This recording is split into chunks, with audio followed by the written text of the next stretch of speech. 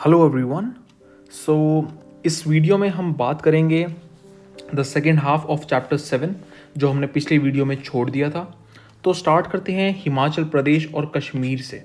तो हिमाचल प्रदेश और कश्मीर रीजन में हमें कैसी ब्रॉन्ज इमेजेस मिलती हैं उनके बारे में बात करेंगे और काफ़ी डिटेल में बात करेंगे। सदर्न इंडिया के बारे में भी बात करेंगे, वहाँ पर कैसी ब्रॉन्ज इमेजेस मिलती हैं एक्सेट्रा एक्सेट्रा। तो चलो शुरू करते हैं। देखो, सबसे पहले हिमाचल प्रदेश और कश्मीर रीजन में आपको बुद्धिस्ट डीटीज की और हिंदू गॉड और गॉडेसेस की, यानी बुद्धिज़्म से रिलेटेड और हिंदुइज्म से रिलेटेड, दोनों धर्मों से रिलेटेड आपको ब्रॉन्ज इमेजेस मिलेंगी। ठीक है, तो पहले बात करेंगे हिंदू रिलीजन से रिलेटेड इमेजेस के बारे में। तो मोस्ट ऑफ द इमेजेस जो आपको हिमाचल प्रदेश और कश्मीर में मिलेंगी वो 8th 9th और 10th सेंचुरीज में बनाई गई हैं।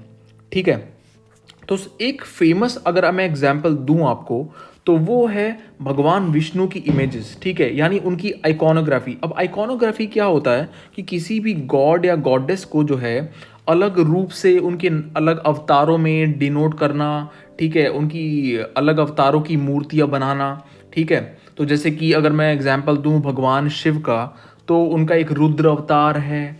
ठीक है, फिर एक उनका फैमिली का एक इमेज है। ठीक है, जिसमें वो माँ पार्वती और भगवान गणेश और भगवान कार्तिकेय के साथ में डिनोट किए गए हैं। ठीक है, तो मतलब आइकॉनोग्राफी का मतलब होता है कि किन किन सिंबल से आप उन गॉड या गॉडेस को डिनोट कर सकते हो या आप डिनोट करते हो। ठीक है, आप प्रे करते हो, किस किस फॉर्म में आप उनको मानते हो।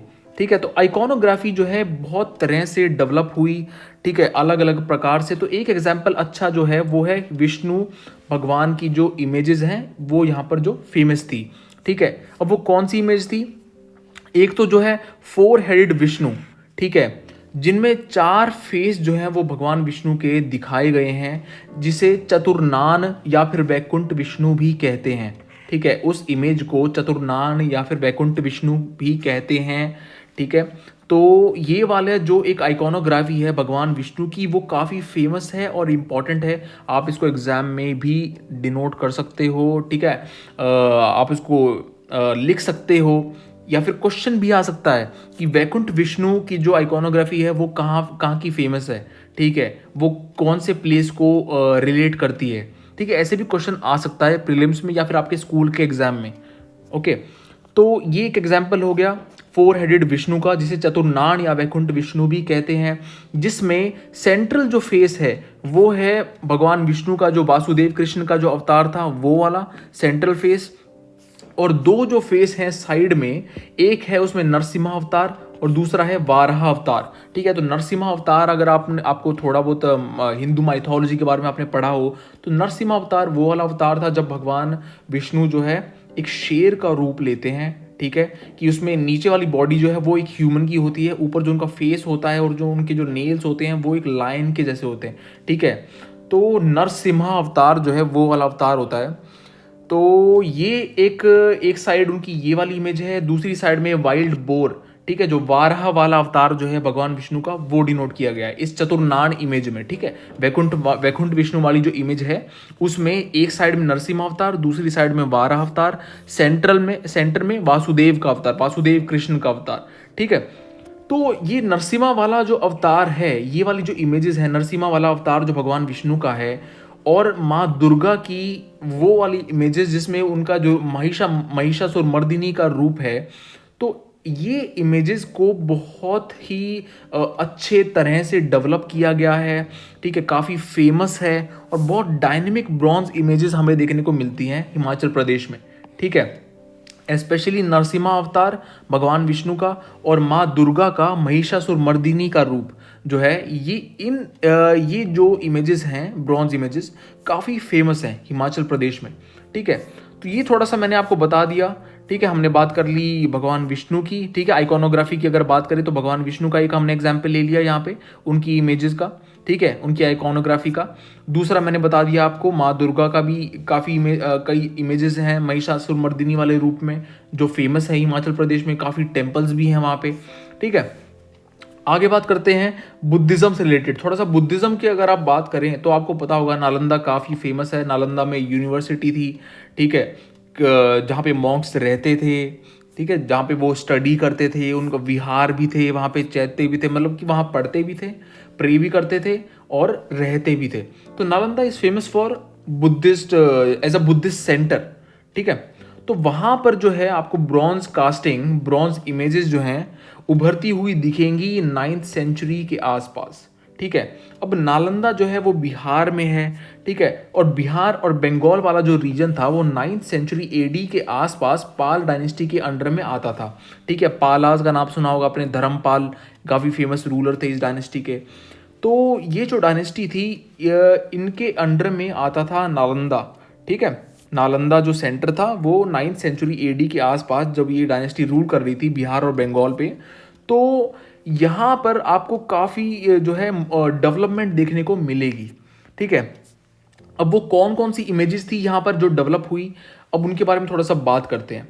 जो कुर्कीहर जगह हैं, ठीक है, नालंदा के पास, वहाँ पर आपको देखने को मिलेगा कि जो गुप्ता पीरियड था, यानी 550 एडी, जो 250 एडी से लेके 550 एडी के बीच का जो पीरियड था, उस टाइम पर जो क्लासिकल जो इमेजेस बनती थी, ठीक है, जो स्कल्पचर्स बनते थे, उसी का एक रिवाइवल, ठीक है, उसी को एक दोबारा जीवित करा गया, उसी की एक इन्फ्लुएंस आपको देखने को मिलेगी नालंदा में, कुर्कीहर में, ठीक है। कुर्कीहर पास है नालंदा के, ठीक है। तो यहाँ पर आपको एक रिवाइवल मिलेगा गुप्ता पीरियड के आर्ट का, गुप्ता पीरियड के स्कल्पचर्स का, जहाँ पर आपको एक इन्फ्लुएंस उभरता हुआ देखने को मिलेगा। अब एक एग्जाम्पल दूं मैं इसका, तो आप यहाँ पर देख सकते हो कि एक जो बोधिसत्वा हैं जिनका नाम है अवलोकितेश्वर, इनके बारे में आपने मेरे अगर पिछले वीडियोस देखे हो तो मैंने डिस्कस भी किया है कई चैप्टर्स में। तो अवलोकितेश्वर जो हैं उनका एक जो ब्रॉन्ज इमेज है वो अच्छा एग्जाम्पल है, ठीक है, इस चीज़ को दिखाने के लिए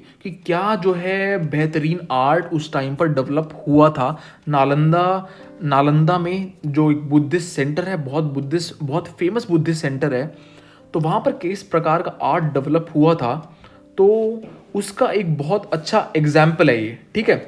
बोधिसत्वा अवलोकितेश्वर की इमेज, ठीक है, उनकी ब्रॉन्ज इमेज, जिसमें उन्हें त्रिभंग पोस्चर में दिखाया गया है। अब त्रिभंग पोस्चर कौन सा होता है? त्रिभंग पोस्चर वो होता है जिसमें कि बॉडी के 3 बेंड होते हैं, ठीक है, ऊपर से लेके नीचे तक जो है, जैसे कि अगर आप बॉडी को ओवरऑल देखो तो उसमें आपको 3 बेंड देखने को मिलेंगे, ठीक है। तो उस पोस्चर को हम कहते हैं त्रिभंग पोस्चर। अब त्रिभंग पोस्चर आपको बहुत सारी इमेजेस में देखने को मिल सकता है, बस आपको ये ध्यान में रखना है कि त्रिभंग का मतलब क्या होता है, ठीक है। 3 बेंड होते हैं बॉडी में, ठीक है। अब एक और अगर मैं एग्जांपल दूं, एक और अच्छा एग्जांपल आप यहाँ पे देखोगे कि जो फीमेल गॉडेसेस हैं, ठीक है, बुद्धिज्म में देखो, अगर आप शुरुआत से देखो तो हमेशा ही मेल गॉड, ठीक है, जैसे कि गौतम बुद्धा थे वो मेल थे, ठीक है, ऑफ कोर्स, मतलब कि जो मेल गॉड है उन्हीं की वर्शिप करी जाती थी। जैसे कि हम अगर वो बात करें कि बोधिसत्वा हैं, वो भी सभी मेल थे, ठीक है, कोई फीमेल ऐसा कोई हमें बुद्धिज्म में गॉडेस नहीं मिली जिनकी वर्शिप होती थी पहले।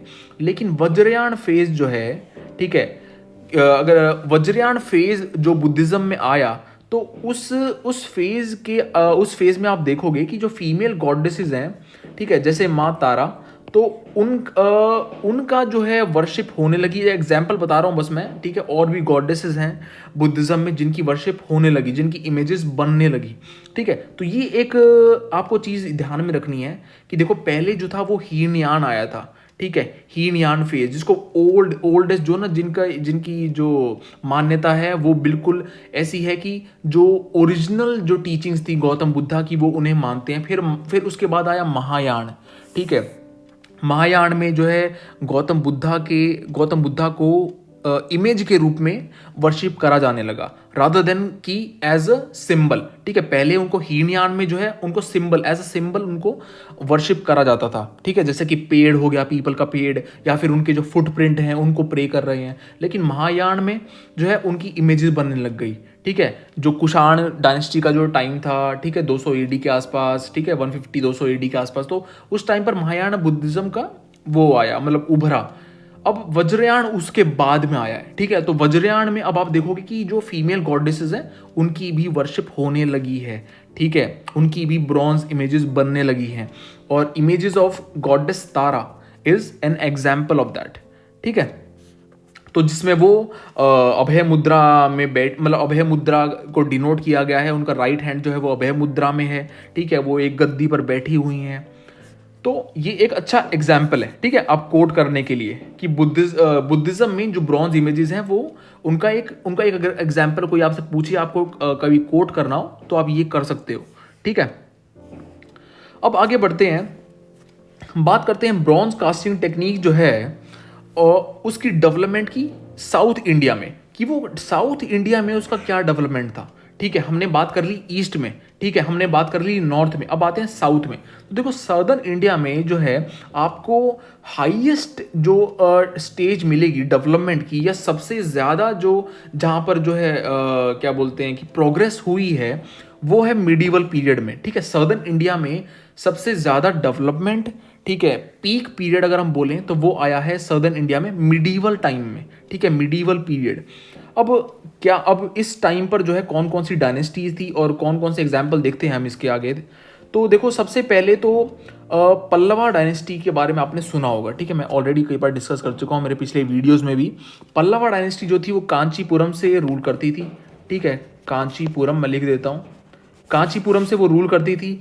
तो ये जो डायनेस्टी थी 8th 9th सेंचुरी के आसपास जब आई थी, जब कांचीपुरम से रूल करती थी, ठीक है। ये पहले भी मतलब पल्लवा डायनेस्टी का रूल रहा है, लेकिन 6th सेंचुरी के बाद से ही हमारे पास ज़्यादा जो है एग्जाम्पल हमें मिले हैं, ठीक है। पल्लवा डायनेस्टी का रूल जो था वो पहले भी था, 6th सेंचुरी एडी से पहले भी था मतलब, लेकिन उसके हमें एग्जाम्पल इतने ज़्यादा नहीं मिले। इस बात को मैं पहले भी अपने किसी चैप्टर में बता चुका हूँ। अब वो चैप्टर का नंबर नहीं पता मुझे कौन सा चैप्टर था वो। तो ये जो आपको बात ध्यान में रखनी है कि पल्लवा डायनेस्टी का जब टाइम था 8th 9th सेंचुरी का जो टाइम पीरियड था पल्लवा डायनेस्टी का सदर्न इंडिया में, ठीक है, कांचीपुरम से वो रूल करते थे। तो उस टाइम पर हमें बहुत बेहतरीन स्टैचूज मिलते हैं ब्रॉन्ज इमेजेस के, ठीक है, नो डाउट। लेकिन उससे भी अगर हम हाई क्वालिटी, ठीक है, उससे भी ज़्यादा सुंदर ब्रॉन्ज इमेजेस सदर्न इंडिया में अगर हम बात करें तो वो हमें एक ही जगह पर मिलेंगी, वो है तमिलनाडु में अंडर द चोला डायनेस्टी, ठीक है। चोला डायनेस्टी का जो टाइम पीरियड था from 10th to 12th century, ठीक है, राजा चोला, राजेंद्र चोला, ठीक है, जिन्होंने कई सारे शिवजी भगवान के टेम्पल्स भी बनाए थे, ठीक है। तो उनका जो टाइम पीरियड था उस टाइम पीरियड में हमें बहुत लाइक मैं मतलब बोल नहीं सकता, इतने ज़्यादा पीक पे था मतलब ब्रॉन्ज इमेजेस का बनाना, ठीक है, उनकी क्वालिटी रिफाइनमेंट इतनी ज़्यादा हाई थी, ठीक है। तो ये बात आपको ध्यान में रखनी है। अब भी ऐसा नहीं कि पहले ही, अब भी जो है ब्रॉन्ज इमेजेस जो हैं वो बनाई जाती हैं, अब भी जो है ये जो आर्ट है वो वहाँ पर होता है, स्पेशली इन कुंभकोणम। अगर आप सदर्न इंडिया में रहते हो तो आपको पता होगा। तो अब हम बात करते हैं थोड़ा सा पेट्रन्स के बारे में, ठीक है। अब जो पेट्रन थे मैंने बता दिया कि जो चोला डायनेस्टी थी उसके बारे में मैंने अभी सारा बता दिया आपको कि चोला डायनेस्टी के टाइम पर काफ़ी फेमस मतलब जो बने हैं, बहुत सारे स्टैचूज बने हैं, इमेजेस बनी हैं। अब उसके बारे में देखते हैं कि कौन कौन सी इमेजेस हैं वो, ठीक है, उसके बारे में देखते हैं। अभी नटराज की जो इमेज है इसके बारे में मैं थोड़ा सा बाद में बताऊंगा, अभी आगे बढ़ते हैं। तो देखो चोला डायनेस्टी का अगर एक पैटर्न की बात कर रहे हैं तो 10th सेंचुरी में हमें एक चोला क्वीन मिलती हैं जिनका नाम है सेम्बियान महादेवी, ठीक है। तो she was a great patron, she was a great patron of bronze casting, ठीक है। उन्होंने काफ़ी बढ़ावा दिया चोला ब्रॉन्ज इमेजेस को, ठीक है। और चोला ब्रॉन्ज इमेजेस ऐसी इमेजेस हैं जिनको ऑल ओवर द वर्ल्ड लोग कलेक्ट करते हैं, ठीक है, उनकी क्वालिटी के लिए, उसकी रिफाइनमेंट के लिए, समझ रहे हो। तो मतलब कि दिस इज द सीन, ठीक है। आप मतलब समझ रहे हो कि कितने हाई क्वालिटी की वो इमेजेस होती थी चोला डायनेस्टी के टाइम पीरियड में, ठीक है। अब आगे बढ़ते हैं, एग्जाम्पल की बात करें अगर कौन कौन सी इमेजेस हैं, एग्जाम्पल देखते हैं। पल्लवा, देखो पल्लवा डायनेस्टी का अगर हम बात करें 8th 9th सेंचुरी की, तो उस टाइम पीरियड में एक भगवान शिव की हमें इमेज मिलती है जिसमें वो एक आसन में बैठे हुए हैं जिसे जिसे बोलते हैं हम अर्धपर्यण का आसन, ठीक है। अर्धपर्यण का आसन का मतलब है कि जिसमें एक टांग जो है भगवान की वो झूल रही है, ठीक है, वन लेग केप्ट डैंगलिंग, मतलब कि एक टांग जो है वो झूल रही है, लटकी हुई है, ठीक है।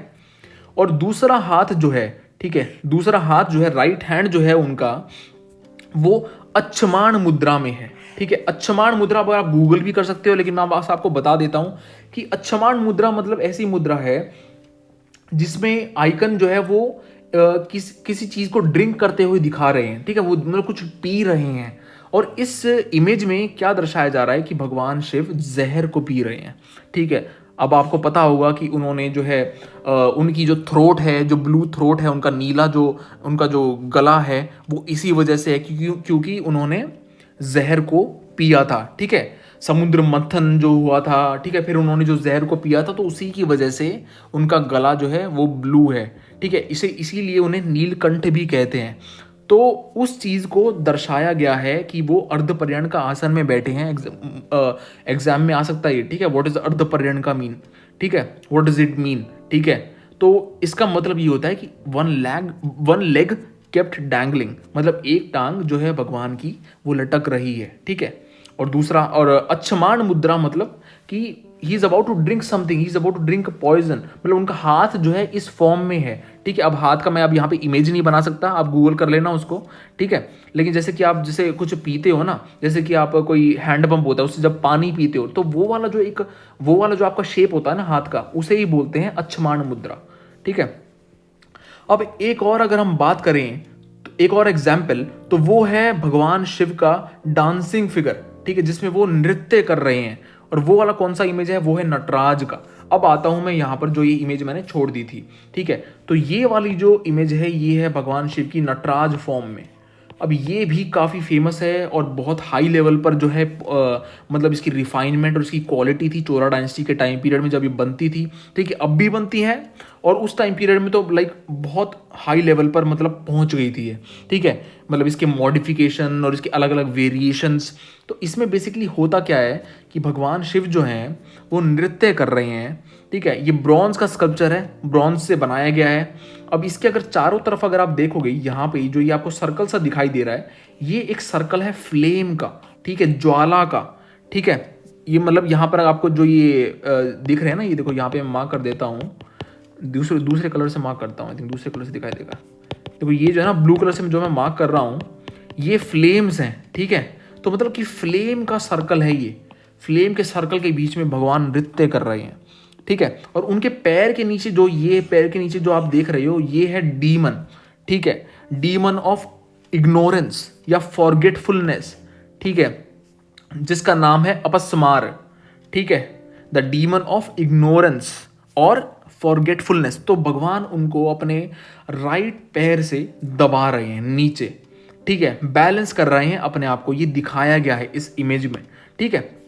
अब ये जो स्टांस है, ठीक है, जिसमें उन्होंने अपने लेफ्ट लेग को उठा रखा है, जो ये पोजीशन है, इसे कहते हैं भुजंग त्रासिता स्टांस, ठीक है। नाम मतलब इसको आप याद रखना, एग्जाम में आ सकता है, ठीक है, कि भुजंग त्रासिता स्टांस कौन सा स्टांस है, कब ये दर्शाया जाता है। तो नटराज वाली जो इमेज है भगवान शिव की, उसमें हमें मिलता है भुजंग त्रासिता स्टांस, ठीक है, जिसमें भगवान की जो लेफ्ट लेग है वो उठी हुई है, उन्होंने रेज कर रखी है, ठीक है।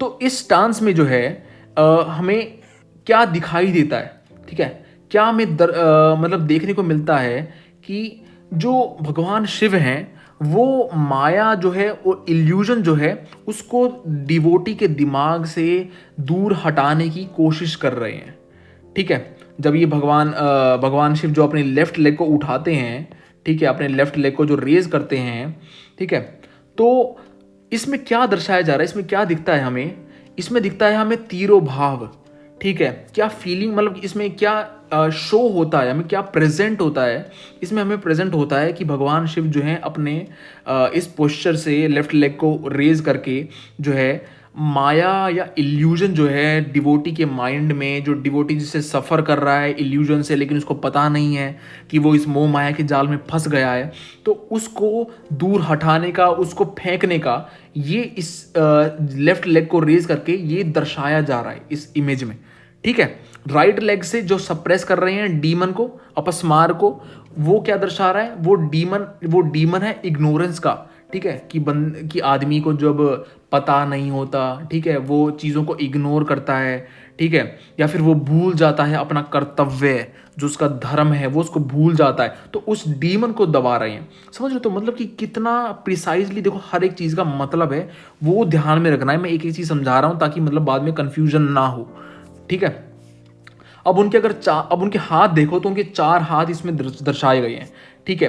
राइट हैंड जो है, ठीक है, राइट हैंड जो है मेन, राइट हैंड मेन, वो है अभय मुद्रा में, ठीक है। ये राइट हैंड जो ये है अभय मुद्रा में, ठीक है, अभय हस्त, मतलब कि फियरलेस रहने के लिए भगवान जो है आशीर्वाद दे रहे हैं।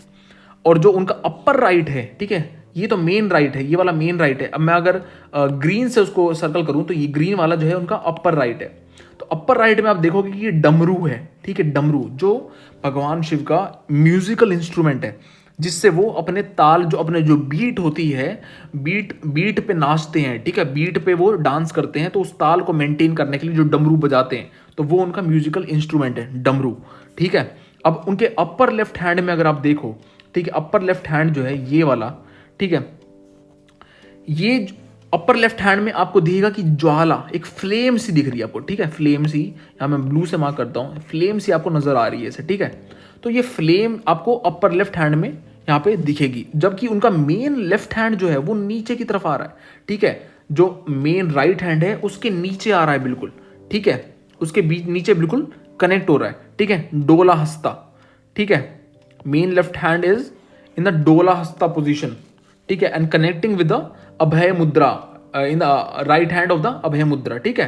तो राइट हैंड से जो है left hand, main left hand connect हो रहा है, ठीक है, मेन लेफ्ट हैंड और मेन राइट हैंड दोनों कनेक्ट हो रहे हैं, ठीक है। ज्वाला के बारे में मैंने बता दिया, ज्वाला माला मतलब कि क्या बोलते हैं, गार्लैंड ऑफ फ्लेम्स, ठीक है, मतलब कि ज्वाला की एक ये क्या बोलते हैं इसको, गार्लैंड, ठीक है, माला, ठीक है, ज्वाला की माला, ठीक है। तो इतना ही है, मतलब इतना ही आपको जानना सफिशिएंट है इस इमेज के बारे में। अगर आप और भी रिसर्च करना चाहते हो तो आप सर्च कर सकते हो, लेकिन मैं बुक से यहाँ पर स्टिक करूंगा, ठीक है। तो आई होप कि सब कुछ समझ आ गया होगा, कोई डाउट नहीं होगा। हाथ के बारे में, पैर के बारे में, पोजीशन के बारे में समझा दिया मैंने, क्या चीज़ क्या डिनोट कर रही है, ठीक है। तो भगवान शिव अगर आपने पढ़ा हो या थोड़ा बहुत हिंदू माइथोलॉजी के बारे में आप जानते हो, तो आपको पता होगा lord Shiva is known as the god of destruction, ठीक है, is known as the god who ends the cosmic world, ठीक है। जो इस संसार का जो अंत होता है वो भगवान शिव करते हैं, ठीक है। तो ये जो डांसिंग पोजीशन है ये उस चीज से रिलेटेड है, समझ रहे हो, उस चीज से रिलेटेड है कि भगवान नृत्य करते हैं और जो है कॉस्मिक वर्ल्ड का एंड होता है, ठीक है। जो सांसारिक जो दुनिया है, ठीक है, जो मोह माया का जो ये जाल है, इसका अंत होता है। तो इसको डिनोट करता है ये डांसिंग जो पोजीशन है, ठीक है, पूरा जो ये इमेज है, ठीक है। आगे बढ़ते हैं। तो ये हो गई बात भगवान शिव की आइकॉनोग्राफी की, ठीक है। अब एक एग्जांपल तो मैंने नटराज का तो मैंने बता दिया आपको, ठीक है, नटराज के बारे में हमने जो है वो डिस्कस कर लिया है। अब और भी काफ़ी सारे एग्जाम्पल हैं, जो चोला डायनेस्टी के टाइम पीरियड की हम बात कर रहे हैं, ठीक है। तो और भी काफ़ी सारे एग्जाम्पल हैं शिवा आइकॉनोग्राफी के, यानी भगवान शिव की अलग अलग प्रकार की वेरिएशन, उनकी मूर्तियाँ, ठीक है, उनके अलग अलग अवतार में, या उनको अलग अलग क्या बोलते हैं टाइम पीरियड, जैसे किसी में मैरिज की इमेज है, ठीक है, माँ पार्वती और भगवान शिव की, या फिर किसी में वो अकेले दिखाए गए हैं, मतलब किसी में वो जो है उनका यूनियन दिखाया गया है किसी इमेज में, जैसे माँ पार्वती और भगवान शिव का इमेज, जिसको अर्धनारीश्वर कहते हैं, ठीक है। तो ऐसे ऐसे मतलब कि उसके बारे में भी बात करते हैं। तो चोला डायनेस्टी का अगर आपने पढ़ा हो थोड़ा बहुत या पिछले वीडियोस देखे हैं, तो देर यूज टू रूल फ्रॉम थांजावुर, ठीक है। थांजावुर जो है एक कैपिटल थी, वन ऑफ देयर कैपिटल, ठीक है। तंजोर, जिसको क्या बोलते हैं, तंजोर बोलते थे पहले, इट इज़ नोन एज थांजावुर अब, ठीक है, मॉडर्न टाइम में। तो अब इट इज़ इन तमिलनाडु, सबसे पहले आपको ये पता होना चाहिए। दूसरी बात ये है कि एक यहाँ पे कौन कौन सी मूर्तियाँ मिलती हैं अब, ठीक है, भगवान शिव की। एक तो नटराज वाली हमने बात कर ली, नटराज वाली तो आपको पता होनी ही चाहिए, ठीक है, भूलना नहीं है। दूसरी 9th सेंचुरी में कल्याण सुंदर मूर्ति, ठीक है, भगवान शिव का ही एक जो है ये इमेज है, जिसमें वो मैरिज सेरेमनी में दिखाई गए हैं, ठीक है, कि उसमें भगवान शिव खड़े हैं और माँ पार्वती भी हैं। वो माँ पार्वती का जो क्या बोलते हैं हाथ पकड़ रहे हैं, ठीक है, और माँ पार्वती जो है वो शर्मा रही हैं। तो ऐसा जो है इस इमेज में दर्शाया गया है, ठीक है। कल्याण सुंदर मूर्ति, ठीक है, कल्याण सुंदर मूर्ति में हमें यही दर्शाया जाता है कि जो मैरिज सेरेमनी है माँ पार्वती और भगवान शिव की वो हो रही है। So it is a combination two statues, basically दो स्टैचूज हैं, ठीक है, दो स्टैचूज की मदद से उन्हें दर्शाया गया है। दूसरा एक अच्छा एग्जाम्पल, ठीक है, शिवा आइकोनोग्राफी का चोला डायनेस्टी के टाइम पीरियड पे दूसरा एक अच्छा एग्जाम्पल वो है अर्धनारीश्वर मूर्ति। अर्धनारीश्वर मूर्ति मतलब जिसमें भगवान शिव का आधा पार्ट और माँ पार्वती का आधा, ठीक है, यानी यूनियन दिखाया गया है, that they are not separated, that they are united, like वो जो है माँ पार्वती भगवान शिव का एक पार्ट है और भगवान शिव माँ पार्वती का एक पार्ट है, ठीक है। So it is like a single image जिसमें हाफ हाफ जो है हाफ भगवान शिव को और हाफ माँ पार्वती को दर्शाया गया है, इसीलिए उसे बोलते हैं अर्धनारीश्वर, आधा, ठीक है, आधा नारी, ठीक है, आधा फीमेल, ठीक है। अब ये हो गया, और इसके अलावा माँ पार्वती की भी काफ़ी सारी इमेज जो है वो बनाई गई हैं त्रिभंग पोस्चर में। अब त्रिभंग मैं ऑलरेडी अभी बता चुका हूँ थोड़ी देर पहले ही, त्रिभंग कौन सा पोस्चर होता है, ठीक है। अब ये हो गई बात चोला डायनेस्टी की। यहाँ पे हमने काफ़ी सारी बात कर ली। देखो यहाँ पे जो इमेजेस भी आपको देखने को मिल रही हैं लेफ्ट साइड में, ठीक है, गणेश जी की, मतलब कि कहने का मतलब ये है कि काफ़ी ज़्यादा डेवलपमेंट हुई है मिडीवल टाइम पीरियड में, ठीक है, सदर्न इंडिया में, समझ रहे हो। अब विजयनगरा एम्पायर के बारे में आपने सुना होगा, ठीक है, नो डाउट। अब 16th सेंचुरी में अगर हम बात करें, 16th सेंचुरी में विजयनगरा डायनेस्टी जो थी, जो आंध्र प्रदेश में उनका जो दबदबा था, ठीक है, आंध्र प्रदेश में उनकी किस प्रकार की कौन कौन सी इमेजेस मिलती हैं उसके बारे में थोड़ा सा यहाँ पे बताया गया है, ठीक है। तो अब वहाँ विजयनगरा डायनेस्टी के से रिलेटेड जो हमें इमेजेस मिली हैं, ब्रॉन्ज इमेजेस, वो उनमें से एक आपको नोटिस करने को चीज़ मिलेगी कि जो स्कल्प्टर्स थे उन्होंने क्या किया है कि उन्होंने पेट्रनेज को, रॉयल पेट्रनेज को बचाने की कोशिश करी है। यानी उन्होंने जो भी इमेजेस बनाई हैं, ठीक है, उन्होंने काफ़ी सारी इमेजेस बनाई हैं, मतलब कहने का ये है कि उन्होंने काफ़ी सारी पोर्ट्रेट इमेजेस बनाई हैं रूलर की, ठीक है। वो क्यों बनाई हैं? क्योंकि वो चाहते थे कि जो ये लीनिएज है, जो ये पेट्रनेज है वो प्रिजर्व रहे, यानी उनके जो आने वाले जो उनकी संतान है, ठीक है, वो इस इमेज को देखे, ठीक है, और मतलब कि प्राउड फील करे, और जो ये नॉलेज है कि हमारे ये पूर्वज थे, ठीक है, फिर इनके पूर्वज वो थे, तो ये जो लीनिएज है ये प्रिजर्व रहे। तो उस नॉलेज को प्रिजर्व करने के लिए, उस ज्ञान को जो है मेंटेन रखने के लिए उन्होंने पोर्ट्रेट बनाए, ठीक है, जो आर्टिस्ट थे, ठीक है, विजयनगरा डायनेस्टी में, ठीक है। अब ये कब की बात है? ये लगभग 16th सेंचुरी, ठीक है, 1500s मतलब, ठीक है, इस टाइम पीरियड की बात है। तो ठीक है, ये बात हो गई यहाँ पे विजयनगरा एम्पायर की। अब एग्जाम्पल दिख रहे थे कि विजयनगरा डायनेस्टी के एक एग्जाम्पल अगर हम देखें, वन एग्जाम्पल, तो इसमें आपको मिलेगा कि जो कृष्णदेव राय हैं, जो काफ़ी फेमस रूलर थे विजयनगरा डायनेस्टी के, अगर हमने पिछली वीडियोस देखी हो, शायद मैंने किसी वीडियो में ज़रूर डिस्कस तो किया है, मुझे लग रहा है। अगर नहीं किया तो कमेंट सेक्शन में मुझे लिख के बताना, मैं डिस्कस कर दूंगा, ठीक है, या कुछ नया चैप्टर बनाऊँ, कुछ नया कुछ बनाऊंगा इस टॉपिक पे।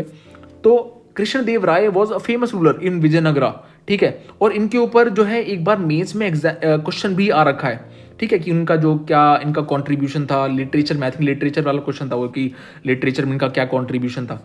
सो कृष्णदेव राय जो थे उनको उनकी दो रानियों के सहित दिखाया गया, ठीक है। उन नाम क्या था उन रानियों का? एक तो थी तिरुमालंबा और दूसरी थी चिन्ना देवी। तो इन दोनों रानियों के सहित, ठीक है, रूलर कृष्णदेव राय को दर्शाया गया है, ठीक है। कहाँ पे मिली हमें? ये तिरुपति में, ठीक है। कैसी इमेज है? पोर्ट्रेट है, ठीक है। पोर्ट्रेट स्टैचूज काफी बनाए गए हैं, ठीक है, पोर्ट्रेट स्टैचूज आपको काफी मिलेंगे। इससे स्कल्प्टर्स यही वो कर रहे हैं, कोशिश कर रहे हैं कि जो ये जो ये क्या बोलते हैं, जो नॉलेज है, जो ये पूर्वजों की जो ये मतलब इसको मेंटेन रखना है अगर, ठीक है, तो हमें पोर्ट्रेट बनाना ज़रूरी है, मतलब, ठीक है, उस इंसान का। तो उन्होंने ये बनाया, इन राजा का जो है उन्होंने इमेज बनाई अलॉन्ग विद हिज क्वींस। ठीक है। अब इस इमेजेस में आप देखोगे कि काफ़ी ज़्यादा तो जो है उन्होंने आइडियलाइजेशन करी है, मतलब कि शायद वैसे फीचर नहीं होंगे उन राजा के फेस पर, लेकिन उसको आइडियल तरीके से, ठीक है, आइडियल जो एक मैनली एक जो फिगर होती है उसको आइडियल मतलब आइडियलाइजेशन करी गई है। ऐसा नहीं कि नेचुरल, ज़्यादा नेचुरल चीज़ नहीं है, मतलब उसमें थोड़ा सा आइडियलाइजेशन कि ऐसा होना चाहिए, ऐसा होता है राजा, ऐसा ऐसा होता है, ठीक है, थोड़ा सा वो, और थोड़े से जो है फेशियल फीचर, मतलब मिक्सचर, काइंड ऑफ मिक्सचर जो है वो आपको देखने को मिलेगा, ठीक है।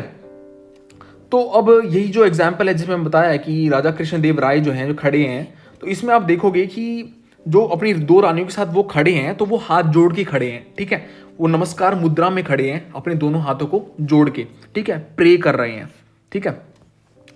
तो ये बात हो गई अबाउट द विजयनगरा डायनेस्टी, ठीक है, आंध्र प्रदेश में उनके जो एक एग्जाम्पल हमने बात कर ली, ठीक है, तिरुपति में, तिरुपति बालाजी आपने सुना होगा नाम तो, ठीक है, कोई मतलब अब डिस्कस करने की मुझे ज़रूरत नहीं है इसके बाद इसके ऊपर। लेकिन अगर फिर भी कोई डाउट है, ठीक है, मैंने यहाँ पर पूरा चैप्टर कंप्लीट कर दिया है 7th वाला, क्योंकि कुछ स्टूडेंट्स के कमेंट आए थे कि नेक्स्ट वीडियो कौन सा नेक्स्ट वीडियो डालो, तो मैंने ये चैप्टर कंप्लीट कर दिया है यहाँ पर, चैप्टर 7। इसके अगला वाला जो चैप्टर है वो चैप्टर 8 होगा, ठीक है, तो उसके उस वीडियो को मैं जल्दी बनाऊंगा। तो अब कोई डाउट नहीं होगा according to me, I don't think that कि there will be any doubt, but if you have then please let me know in the comment section below and I will make a video, ठीक है, on that topic as well. तो मिलेंगे फिर अगले video में, तब तक के लिए study well, take care, bye bye, जय हिंद।